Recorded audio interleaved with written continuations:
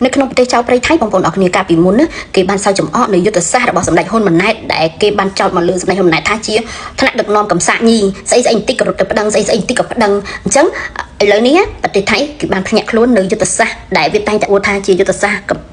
เลยนี้ประเทศไทยเก็บบันพยักล้วนได้เก็บบันเมืองงี้หรือยุทธศาสตร์ทางเชี่ยยุทธศาสตร์กับสาญีนี้เก็บบันโยมาปลายคนประเทศกี่ได้เฮากับเมียนแกะอัดแกะเรียกตู้หรือเปล่าประเทศไทยนี้ประจำสหรัฐอเมริกาบางคนออกเนี่ยคุยกอดบ้านจังมันยัยนึงสาวๆต่อการถือการบอสสำหรับคนมันในครั้งเหมือนเดิมบางคนออกเนี่ยต่อสมศรีวิทย์เอาคุณยังแม่มุ้ยให้สมบางคนออกเนี่ยจงมาทราบจมูกล้วนๆครับกัมพูชานี่ตัวอย่างที่ดีนะครับกับอีกฝ่ายหนึ่งเนี่ยจากคนนอกอย่างผมนะครับเขาเดินหมากทางการทูตและการสื่อสารที่เหนือชั้นกว่าเราเขาเดินหมากการทูตกับมหาอำนาจอย่างสหรัฐและจีนได้ดีกว่าเราผู้นำของเราเนี่ยอาจจะเป็นเพราะต้องการมองเสียงของกระแสภายในเป็นหลักนะครับสามารถที่จะให้ความเห็นในลักษณะที่ด้อยค่าหรือไม่เห็นความสำคัญของประธานาธิบดีทรัมป์ที่เขามาเป็นสักขีพยานในปฏิญญาปากแม้กระทั่งว่าลืมไปแล้วว่าปฏิญญาเป็นยังไงในขณะที่อีกข้างหนึ่งเนี่ยทำทุกอย่างเพื่อจะบอกประธานาธิบดีและสื่อสารกับโลกว่ากัมพูชายังยึดมั่นในปฏิญญาและต้องการอยู่กับปฏิญญาเพราะมันไม่น่าจะแปลกใจถ้าเผื่อทรัมป์เขาเขียนในสื่อออนไลน์ของเขาอย่างเข้าใจผิดตามบางคนออกเนี่ยในขนมสำเร็จระบาดแกะรีตูดระบบประเทศไทยประจำสหรัฐอเมริกาดัดตามบางคนออกเนี่ยก็บรรณาตรายได้แต่ก็ของไงนี่ก็กดในสกแถวได้ในอเมริกนั้นก็บานเจนมันในใจท่าประเทศกัมพูชานี่คือจีกมรู้มวยได้ละออกคลางเหมือนเต้นดำไปไอ้ไทยโยกมรู้ตามขนมการถือกาขนมเลียมก็จีมันดูได้รู้ในการประเทศคือก็เจนมันในใจกับการถือกาดอกบ้าคนมันไหนก็บานหายคนมันไหนจังคือสมัยคนมันไหนก็ถือกาเงี้ยคือละออกคลางเหมือนเต้นคือเกดก็ได้แต่เรื่องประหยัดจากบ้าประเทศโดยการถือกาดอกบ้าสมัยคนมันไหนคือก็ช่วยตัวเราการตูดจมูกหนังอันตรจิตให้นี่ให้คือจีเรื่องมวยในประเทศไทยกูแต่ศึกษาหนังเรียนตามการถือกาดอกบ้าสมัยคนมันไหนปีปลัวประเทศกัมพูชาคือปฏิถือกาดออกคลางเหมือนเต้นในขนมรูปยังสังเกตเจ้าเสียมเฉลิมเป็นได้ขมายอย่างนี้ในขนมสำเร็จบอกว่าคือคนใหญ่ใจเหมือนเต้นให้ก็สนาส่งเอาประเทศไทยนี้ก็มีเพียบอ่ำนวดอวดเรื่องไอ้อ้างคนไอ้กูแต่พี่ยิ้มยกจัดวิธายกcái thực hiện cao chỉ muốn nó bật đài mà hàm nai đi chỉ chân làm để bán tràn đào xa tại cọt mưa đăng pin đầm đăng để nộp sọc cây máu càng như là boss này hôm nay ní cứ lo khăng mệt đèn đèn thay cứนึกจะนึกหลอกหลีกนาทีซึ่งเอาไว้ได้บางคนต่างគ្នាได้บ้านสลับในกลุ่มปรมิตรนี่บางคนหนึ่งอยู่ให้ทาตาการถวยการระบบถนัดดึกนอนขมายยืงคลังปนาวิจิรุมัวได้ขึ้นแต่งแต่องเปียวนิ้วเอาบางคนที่จนขมายยืงชื่อเจ้าเลยถวยการระบบก่อนบางคนปุกกอดคือถวยการละอคลังเหมือนเต้นละหดต่อถวยเอาปุกเจ้าไปไทยนี่วิมินจิตจะไหนชื่อนี่หายน้องวิมินจิตจังแบบใบปุกกอดจังปีกากรบครองปฏิขมายยืงดาววิจิไหนวิจังเคยปฏิขมายยืงมิพิบริจมรันวิจังเคยปฏิขมายยืงมิถนัดดึกนอนดอกคลังเอาไว้ได้ปุกยืงถวยบ้านหนึ่งปีนี้คือทรงชื่อเจ้าเลยถนัดดึกนอนยืงหนึ่งส้มรูปรวมគ្នាបងប្អូនបាននឹងហើយថាពេលដែលសង្គ្រាមភ្លាមប្រទេសចៅចង្រៃថៃនេះវាតែងតែសើចចំអកជាមួយនឹងការធ្វើការរបស់ថ្នាក់ដឹកនាំយើងប៉ុន្តែនៅក្នុងប្រទេសថៃឥឡូវនិយាយពេលឥឡូវរើសយកយុទ្ធសាស្ត្ររបស់សម្ដេចហ៊ុនម៉ាណែតដែលគាត់ធ្វើការនេះរើសយកទៅធ្វើការក្នុងប្រទេសវាដែរណាតែការទូតអូបងប្អូនអរគ្នាវាវាយប្រើមនុស្សពួកវានឹងរត់ការទូតប្រើហើយវាចេញផ្សាយព័ត៌មានវាចេញផ្សាយនិយាយជាភាសាបរទេសវាចេញប្តឹងទៅនេះវាប្តឹងទៅនោះនិយាយទៅគឺវារើសយកយុទ្ធសាស្ត្ររបស់សម្ដេចហ៊ុនម៉ាណែតដែលគាត់ប្រើនៅយុទ្ធសាស្ត្រនៅសង្គ្រាមទី1ជាមួយចៅប្រៃថៃហ្នឹងដែលគាត់ឈប់ប្រើហើយវារើសយុទ្ធសាស្ត្រហ្នឹងយកមកប្រើឥឡូវនេះអញ្ចឹងហើយក៏យុទ្ធសាស្ត្រវានៅតែមិនអាចនឹងបានមួយចំណិតរបស់សម្ដេចហ៊ុនម៉ាណែតដែររហូតដល់ថ្នាក់ដឹកអគ្គរដ្ឋទូតថៃប្រចាំប្រទេសសហរដ្ឋអាមេរិកនេះគាត់ចេញមកនិយាយហ្មងគាត់ថាការធ្វើការរបស់ប្រទេសថៃគឺមានការអន់មែនតែនគឺចាញ់ដាច់ជាមួយនឹងប្រទេសខ្មែរយើងខ្មែរទាំងអស់គ្នាក៏មានការយល់ច្រឡំដែលសកម្មភាពទាហានចៅសៀមខ្ញុំបាទធ្វើទៅនេះគឺមិនមានចេតនាក្នុងការបំផ្លាញទៅដល់ប្រជាជនខ្មែរនោះទេតោះបងប្អូនទាំងអស់គ្នានេះគឺជាសម្ដីរបស់សភាពបរិបទคล้ายៗដែលមានតួនាទីជាមេតបខាងអាកាសដែលបងប្អូនបានដឹងហើយថាប្រទេសខ្មែរយើងគឺបានខូចនៅតាមតំបន់នានាជាច្រើនកន្លែងដោយសារតែ16ប្រជាក្បាលពីអាតងោនេះហើយតើបងប្អូនអរគ្នាសូមជួយ share វីដេអូខ្ញុំម្នាក់មួយហើយចូលមកស្ដាប់នៅសម្ដីសុភាពបរិបទคล้ายៗដែលគេចេញមកទិញទឹកចិត្តប្រជាជនខ្មែរយើងដោយការសម្ដែងធ្វើជ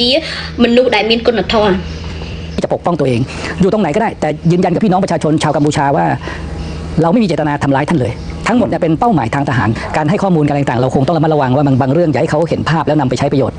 แต่จริงๆแล้วเราอยากจะสื่อสารถึงพี่น้องชาวกัมพูชามากกว่าว่าคนไทยไม่ได้มีอะไรที่จะทะเลาะกับพี่น้องกัมพูชาเลยถ้าเป็นไปได้ก็ถ้าอยากจะสงบอยากจะเรียบร้อยก็ไปบอกผู้นำท่านเถอะว่าสั่งการมาที่หน่วยในพื้นที่ซะให้หยุดให้ไม่ดำเนินการอะไรต่อเนื่องส่วนเนื่องจากพี่หนุ่มว่าបងប្អូនអរគ្នាបានស្ដាប់ហើយនៅសម្ដីរបស់អាចៅសៀមយាដកខ្ញីចេញមកនេះគឺគេបាននិយាយរបៀបថាទន់ភ្លន់ដោយមានក្រមសីលធម៌និងមនុស្សធម៌គេបាននិយាយដោយពាក្យថាសូមឲ្យបងប្អូនខ្មែរយើងមានការយោគយល់ nơi tùng vơ đạiមនុស្សធម៌របស់ពួកវានេះគឺគេគ្មានចេតនាក្នុងការមកធ្វើបាបប្រជាជនខ្មែរទេអ្វីដែលគេធ្វើគឺគេចង់ទម្លាក់ឲ្យត្រូវទីតាំងរបស់យោធាទីតាំងរបស់យោធាម៉ែវាណាសាលារៀនទីតាំងរបស់យោធាឪវានៅវត្តអារាមទីតាំងរបស់យោធាដោយម៉ែឯងនៅទីប្រជុំជនខ្មែររស់នៅបងប្អូនទាំងគ្នាហើយគេបាននិយាយទៀតថាទង្វើដែលគេធ្វើនេះបើសិនជាបងប្អូនប្រជាជនខ្មែរចង់ឲ្យថៃបញ្ឈប់គឺលើបងប្អូនប្រជាជនខ្មែរត្រូវតែចូលរួមជាមួយវាទម្លាក់រាជរដ្ឋាភិបាលខ្មែ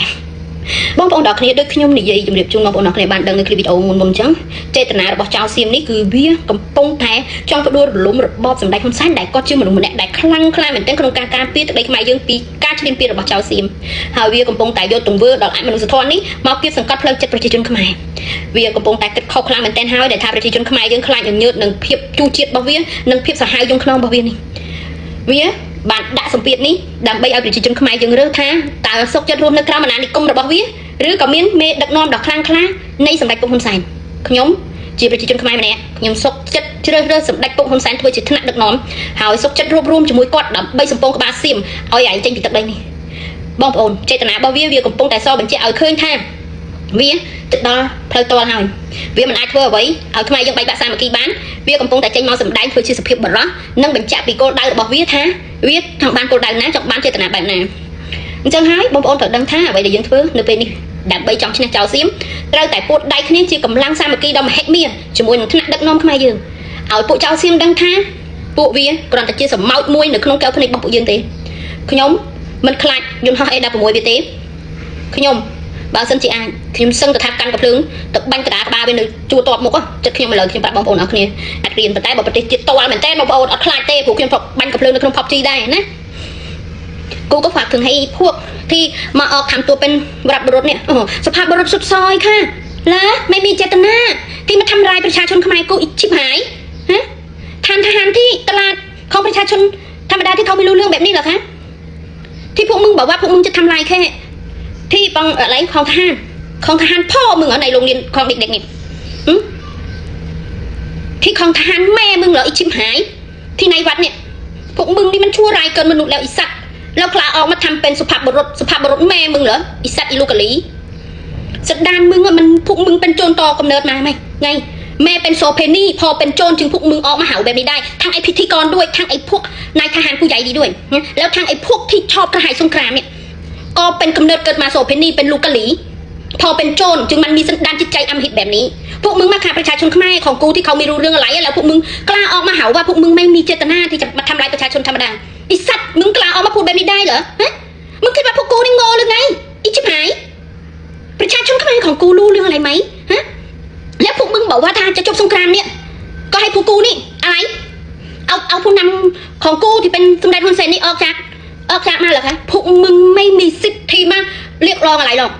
ประชาชนกูทั้งหมดที่เป็นประชาชนเขมรร่วมมือกับผู้นำของกูจะไม่ว่าอะไรทางมึงอ่ะจะแจกได้ดินแดงของกูนี่พวกมึงต้องฆ่าประชาชน17 ล้านคนนี้ให้หมดก่อนนะอิชาชัวพวกมึงไม่มีสิทธิ์ที่จะมาทำแบบนี้กับประเทศของกูถ้าพวกมึงเก่งมากนะไปจัดการบริหารในประเทศของพวกมึงให้ดีก่อนนะคอยมาเสือกในประเทศของกูทำไมอิจฉาเหรอที่เห็นประเทศของกูนี่มีผู้นำที่เก่งกล้าอิจฉาเหรอที่เห็นประเทศของกูมีการพัฒนายิ่งใหญ่แล้วพวกมึงอิจฉาเหรอที่ประเทศของกูจะมีแรงแข็งแรงแบบนี้อิชิบหายลูกกะลีอีแม่เป็นโซเพนี่พอเป็นโจรสดานพวกมึงอำมหิตแบบนี้จึงพวกกูยิ่งเครียดพวกมึงอิชิบหายในក្នុងព័ត៌មានសៀមវាបានយល់លេសថាអ្វីដែលខាងយោធាវាធ្វើនេះគឺវាធ្វើដោយស្របច្បាប់ដែលវាយកសម្អាងនឹងយល់លេសថាតាមកម្ចាត់កន្លែង scammer ហើយតាមកម្ចាត់កន្លែងដែលទុកអាវុធដោយជាកន្លែងដែលមានគ្រោះថ្នាក់សម្រាប់ប្រទេសជាតិវាហើយវាបានចោទប្រកាន់មកប្រទេសខ្មែរយើងថាគឺជាប្រទេសដែលមានគ្រោះថ្នាក់ខ្លាំងបំផុតសម្រាប់ប្រទេសវាអញ្ចឹងវាត្រូវតែកំទេចចោលតោះបងប្អូនអរគ្នាចូលមកស្ដាប់ជាមួយខ្ញុំហើយជួយ share ម្នាក់មួយដើម្បីពិភពលោកបានឃើញថាប្រទេសសៀមគឺជាប្រទេសដែលធំបំផុតក្នុងការជំរករបស់ពួកឧក្រិដ្ឋជនហើយក៏ជាឋានសួគ៌សម្រាប់បទល្មើសគ្រប់យ៉ាងអញ្ចឹងសូមបងប្អូនអរគ្នាជួយ share ហើយចូលមកស្ដាប់ជាមួយខ្ញុំเมื่อวานนี้แถลงข่าวยึดทรัพย์10,000 กว่าล้านครับแต่จริงๆมูลค่ามันมากกว่านั้นหลายเท่านะครับบางคนบอกเป็นแสนล้านซึ่งถ้ายึดตามสิ่งที่คุณหญิงหน่อยสุดารัตน์เกยุราพันธ์หัวหน้าพรรคไทยสร้างไทยออกมาสื่อสารกับสังคมว่าได้ข่าวแว่วๆมาว่าเงินสีเทาเงินสีดำที่มาจากผู้ไม่ประสงค์ดีนี่นะฮะเขาเอาเข้ามาฟอกในเมืองไทยอันเป็นดินแดนสวรรค์ของแหล่งฟอกเงินอาชญากรรมข้ามชาติ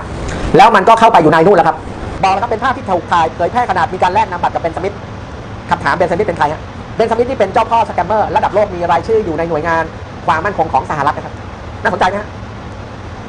อันนี้ตัวละครสำคัญคือเบนสมิธยิมเลียกมีภาพวิขินด้วยนะฮะเดี๋ยวจะเอาให้ดูครับวิขินคือพลตำรวจเอกวิษณุประสาททองโอสถอดีตเจเลตำรวจแห่งชาตินามสกุลก็บ่งบอกครับเป็นหนึ่งในธุรกิจเกี่ยวกับสุขภาพก็คือโรงพยาบาลกรุงเทพ DBFS เป็นเจ้าของธุรกิจในเครือข่ายของครอบครัวคือสายการบินบางกอกแอร์เวย์น่าสนใจนะเขาบอกครับเบนสมิธเนี่ยถ้าเล่นกันแบบนี้นั่นก็หมายความว่าเป็นผู้ที่ បងប្អូនបានស្អាតនៅវីដេអូនេះណាគឺគាត់បាននិយាយថាប្រទេសសៀមគឺជាឋានសួគ៌សម្រាប់ជនល្មើសទាំងអស់ហ្មងហើយប្រទេសសៀមនឹងហើយក៏ជាតំបន់ដែលលាងលុយខ្មៅធំជាងគេនេះគឺជាសម្ដីរបស់អ្នកផ្សាយព័ត៌មាននៅក្នុងប្រទេសសៀមហើយគាត់បាននិយាយថាការដែលពាក់ព័ន្ធនៅក្នុងប្រទេសសៀមនេះគឺច្រើនមែនទែនសិតតែពួកលំដាក់មហាសទ្ធិលេខ1ក៏មានដែលពាក់ព័ន្ធនៅក្នុងការ scammer ក្នុងការប្រព្រឹត្តបទល្មើសឧក្រិដ្ឋជនទាំងអស់ឧក្រិដ្ឋកម្មទាំងអស់គឺនៅក្នុងប្រទេសសៀមនឹងហើយគឺធំជាងគេប្រទេសសៀមគឺជាឋានសួគ៌របស់ឧក្រិដ្ឋជនហើយគាត់បាននិយាយចាំទៀតថាសូម្បីតែបាងកក Airways ក៏មានជាប់ពាក់ព័ន្ធជាមួយនឹងដែរហើយនឹង King Power បងប្អូនអរគ្នា King Power គឺមានការពាក់ព័ន្ធជាមួយនឹងពួក scammer នឹងដែរពួកលាងលុយខ្មៅដូចគ្នាហើយនឹងក៏ជាហើយក៏ពាក់ព័ន្ធជាមួយនឹងឧក្រិដ្ឋជនពួក mafia ដែរ King Power ជាអ្នកគេបងប្អូនទាំងអស់ដែលជាម្ចាស់របស់ King Power បងប្អូននឹងតែ King Power គឺមានច្រើនមែនទែនមុខចំនួនធំមែនទែននៅក្នុងប្រទេសសៀមគឺបោះស្ដាច់ហើយបងប្អូនគឺគាត់បាននិយាយច្រើនមែនទែនដូចប៊ីនចាមីននេះអញ្ចឹងបងប្អូនឃើញអនុធីនតាក់ទងជាមួយនឹងប៊ីនចាមីនអនុធីនជាមិត្តភក្តិរបស់ស្ដេចសៀមឥឡូវបច្ចុប្បន្ននេះហើយអ្នកដែលនៅក្បែរប៊ីនចាមីននេះស្និទ្ធស្នាលនេះក៏ជាគេហៅថាអាម៉ាតឬក៏ជាដៃស្ដាំរបស់ស្ដេចសៀមអញ្ចឹងបងប្អូនសាកគិតមើលទៅថាតើស្ដេចសៀមនេះគឺជានរណាគេអ្វីដែលយើងរងអយុត្តិធម៌ក៏ដោយសារតែប្រទេសសៀមគឺនៅវាថាមានភាពជិតស្និទ្ធជាមួយនឹងអាមេរិកអញ្ចឹងអាមេរិកគេខ្លាចខូចឈ្មោះជាមួយនឹងគេដែរគេក៏ព្យាយាមវាយប្រហារមកលើប្រទេសខ្មែរយើងដោយចោទថាប្រទេសខ្មែរយើងនេះគឺជា scammer ធំណាក្នុងការតាមកម្ចាត់ក្នុងការអីនេះឲ្យពេញលេញចុះប្រទេសមហាអំណាចធំលើពិភពលោកនេះគឺមានពួក scammer ទាំងអស់មានពួកឧក្រិដ្ឋជនទាំងអស់បងប្អូនអរគ្នាតែប្រទេសខ្មែរយើងកំសត់គឺជាអ្នកទទួលថ្មបាក់ពីពួកអស់ហ្នឹងអញ្ចឹងហើយប្រជាជនខ្មែរយើងក្នុង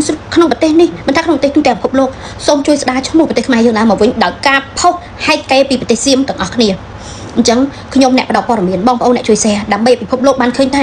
ប្រទេសខ្មែរខ្ញុំមិនមែនជាតំបន់ឧក្រិដ្ឋជនសម្រាប់ឲ្យពួកអ្នកឯងមកបំផ្លាញទម្លាក់គ្រាប់កំទេចចឹងទេហើយក៏អ្នកឯងគ្មានសិទ្ធិមកយល់ទេថាប្រទេសខ្មែរខ្ញុំគឺជាជំរកឧក្រិដ្ឋជនអ្នកឯងអាចមានសិទ្ធិប្រើ S16 ទម្លាក់សម្រាប់ប្រជាជនស្លូតត្រង់របស់ខ្មែរខ្ញុំដែរនេះគឺជាទូនីតិរបស់យើងគ្រប់គ្នាបងប្អូនអរគ្នាណា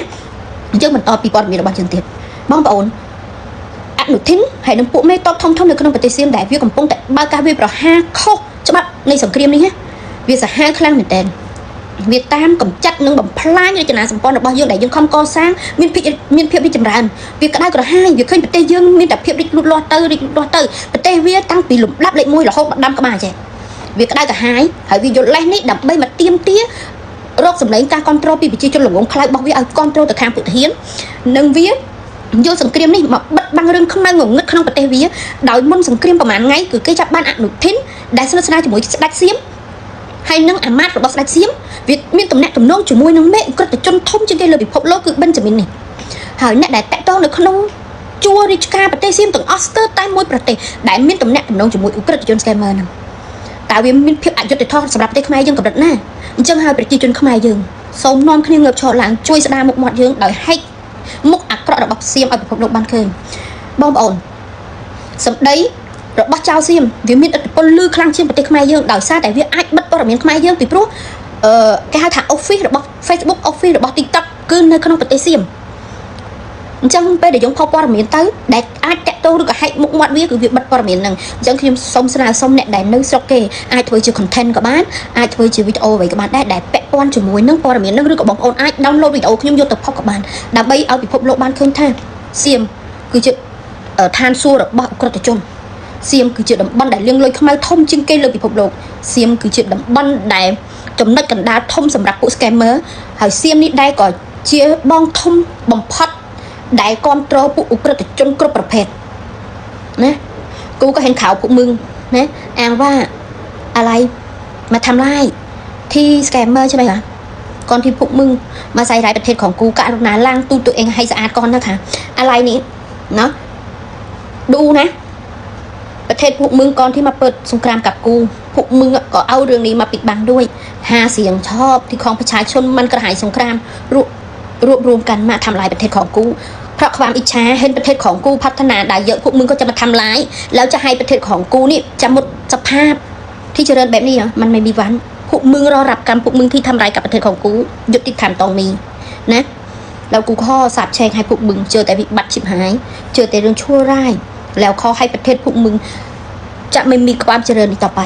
ขอให้พวกที่กระหายสงครามทั้งหลายให้พวกมันเจอแต่เรื่องร้ายแรงเรื่องชั่วทั้งหมดในโลกนี้ขอให้เกิดขึ้นกับพวกมึงไม่ว่าสึนามิไม่ว่าน้ำท่วมไม่ว่าแผ่นดินไหวไม่ว่าอะไรไฟไหม้ขอให้พวกมึงรับกรรมนั้นนะโชคดีไอ้พวกชั่วร้ายทั้งหลายไอ้พวกโจรสยาม